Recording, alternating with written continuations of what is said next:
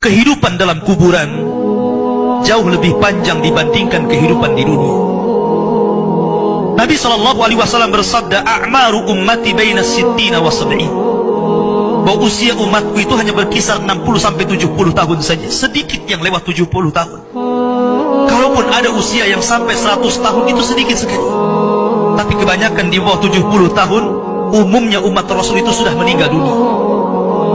Tetapi ketika orang masuk ke dalam kuburan, usia dia di kuburan sampai kiamat ditegakkan itu panjang sekali. Anda bisa bayangkan, orang yang meninggal sejak zaman Nabi Adam sampai hari ini kiamat tidak dibangkit-bangkitkan, menunjukkan bahwa kehidupan kuburan jauh lebih panjang dibandingkan kehidupan dunia.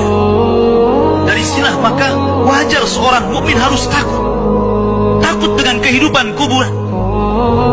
Ma'asyiral muslimin yang dimuliakan Allah Azza wa Jalla. Tetapi para ulama mengatakan, apakah orang yang mendapatkan adab kubur itu munqati atau mustamir, terus menerus ataukah terputus? Kata para ulama, adab kubur itu hanya terputus dengan tiupan sangkakala Israfil. Ketika itulah Nabi SAW menceritakan bahwa Allah Subhanahu wa Ta'ala memerintahkan kepada Israfil untuk meniup sangkakala yang pertama. Disinilah adab kubur terputus. Karena ketika itu seluruh orang mati, baik orang yang ada di atas bumi atau yang ada di bawah bumi, baik kalangan jin, baik malaikat, kecuali makhluk-makhluk yang Allah kehendaki saja, semua hancur. Dan Abu Hurairah radhiyallahu anhu menceritakan kehancuran bumi setelah tiupan sangkakala itu adalah 40. Bisa 40 hari, bisa 40 bulan, bisa 40 tahun. Yang jelas Allah hancurkan bumi ini. Allah luapkan lautan ke daratan. Allah jatuhkan bintang. Allah hancurkan gunung sehingga seperti kapas yang dihempas angin. Itulah yang disebut dengan kehancuran alam atau hari kiamat. Baru setelah kemudian bumi tidak bulat lagi, tapi bumi terhampar. Allah ganti bumi yang kita pijak dengan bumi yang baru. Itulah yang disebut dengan padang mahsyar. Maka disitulah Allah Subhanahu wa Ta'ala memerintahkan Israfil untuk meniup sangkakala kebangkitan. Yang kedua kalinya Israfil pun kemudian meniup sangkakala. Maka dari situlah manusia keluar dari perut bumi. Wa akhrajatil ardu athqalaha. Allah keluarkan beban-beban beratnya. Disitulah orang-orang yang beriman, ketika mereka muncul dari kuburan, maka mereka akan berkumpul dengan keluarganya. Allah mengatakan, alladzina amanu wattaba'athum dzurriyyatuhum biimanin alhaqna bihim dzurriyyatuhum.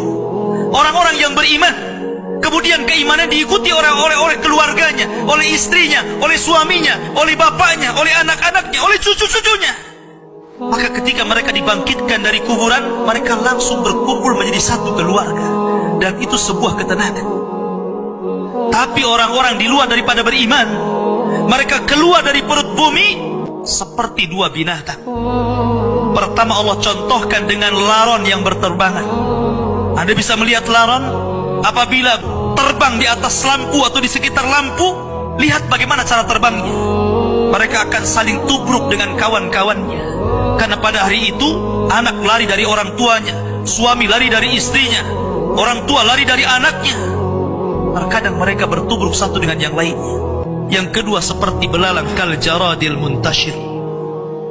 Pertama seperti laron dulu, lari sana lari sini, yang dari barat ke timur, yang dari timur ke barat, yang dari selatan ke utara, yang dari utara ke selatan.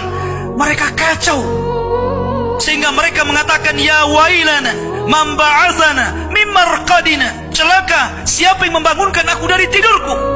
Tapi orang-orang yang beriman hanya mengatakan, hadza ma wa'adar rahman wa sadaqal mursalin. Inilah janji Allah kepada kalian dan benarlah ucapan para rasul. Baru setelah itu dari padang mahsyar berteriak seorang yang Allah suruh untuk berteriak. Mulailah kemudian mereka teratur. Maka mereka akan berjalan ke satu titik. Disitulah yang disebut dengan padang mahsyar. Mereka akan tinggal selama 50 tahun telanjang, kembali tidak dikhitan, tidak pakai sandal, matahari dekatkan 1 mil, keringat bercucuran, tidak ada makan, tidak ada minum, Mereka berdiri 50 tahun. Sehingga akhirnya orang-orang saleh mereka berkumpul, datang kepada Adam minta syafaat. Adam memberikan udzur, tidak sanggup memberikan syafaat. Kata Adam, datanglah kalian kepada Nuh, karena dia Rasul pertama dalam Islam, Rasul pertama setelah aku. Maka mereka pun kemudian datang kepada Nuh. Nuh pun memberikan udzur, datanglah kalian kepada Ibrahim, karena dia Khalilur Rahman. Maka mereka datang kepada Ibrahim. Kata Ibrahim, aku tidak sanggup berikan syafaat, datanglah kalian kepada Musa, karena dia Kalimur Rahman. Ketika mereka datang kepada Musa, kata Musa, datanglah kepada Isa. Isa pun memberikan udzur, tidak bisa. Seandainya kalian datang kepada Muhammad sallallahu alaihi wasallam itu lebih baik.